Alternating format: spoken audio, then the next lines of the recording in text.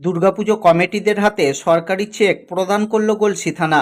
এলাকার মোট ৭০টি পুজো কমিটির হাতে শুক্রবার চেক তুলে দেওয়া হলো এবং কাগজ সংক্রান্ত সমস্যা থাকার কারণে বাকি থাকা 10টি চেক পরবর্তী সময়ে দেওয়া হবে বলে জানিয়েছেন গলসি থানার ওসি অরুণ কুমার সোম। পাশাপাশি পুজোর যে কোনো সমস্যার জন্য থানায় যোগাযোগ করতে অনুরোধ করা হয়েছে জেলা পুলিশের পক্ষ থেকে। একই সাথে স্থানীয়দের হারিয়ে যাওয়া 11টি মোবাইল ফিরিয়ে দিল পুলিশ। পুজোর চেকের সাথে সাথে আগে হারিয়ে যাওয়া মোবাইল ফেরত পেয়ে খুশি হয়েছেন স্থানীয়রা। পুরোপুরি যারা পুজো কমিটি এবং ক্লাব যারা আমাদের আহ্বানে সাড়া দিয়ে থানার ডাকে সাড়া দিয়ে আজকে সবাই এখানে সমবেত হয়েছেন, তাদের প্রত্যেককে বর্ধমান ডিস্ট্রিক্ট পুলিশের তরফ থেকে অনেক অনেক আন্তরিক ধন্যবাদ। আমি আরও অভিবাদন জানাতে চাইব আমার কলিগ এখানে রয়েছে ডিস্ট্রিক্ট ক্রাইম সিআই এ সাহেব, ওসি গলসি এবং গলসি থানার সকল যারা আধিকারিক রয়েছেন।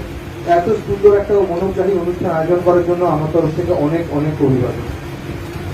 আমি প্রথমে দুর্গাপুজোর আগে আমি ছোট ছোট কয়েকটা বিষয় আগে বলে নেব, যেটা একটা বলছিলেন যে মোবাইল রিকভারির কথা।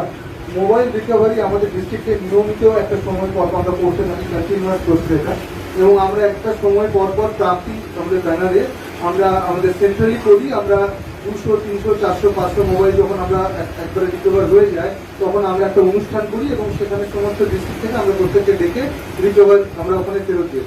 এবং কখনো কখনো আমরা ডিসেন্ট্রালাইজ করি বিষয়টাকে এবং থানায় বা এসডিপি অফিস থেকেও আমরা এটাকে ফেরত দিই। তবে আমাদের সবাইকে বলবো যে এরকম নয়, মোবাইল কিন্তু ফেরত হয়, মোবাইল ফেরত পাওয়া যায়। মোবাইল ছুটি গেলে বা রিকভারি গেলে আমরা অল আউট এফোর্ট দিই।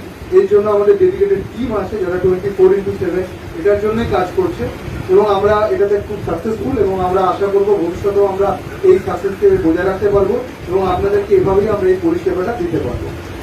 तो अभी यहाँ पे आने के बाद मुझे जैसे ही लास्ट ईयर का हमने थोड़ा देखा था दुर्गा फेस्टिवल, मतलब इतने बड़े स्केल पे दुर्गा फेस्टिवल सेलिब्रेशन मतलब कहीं नहीं देखा गया अभी तक। मतलब वर्ल्ड का आप कह सकते हैं पूरे दुनिया का, विश्व का सबसे बड़ा अगर दुर्गा पूजा फेस्टिवल सेलिब्रेशन होता है तो वो बंगाल में होता है, and that is no doubt. तो ये हमारी बहुत बड़ी मतलब एक सामाजिक सांस्कृतिक हमारे क्षेत्र के लिए बहुत बड़ी एक उपलब्धि है। तो मैं आपको यही अनुरोध करना चाहता हूँ कि पुलिस आपके लिए तो हमेशा काम करती है, 24/7 police is working for you.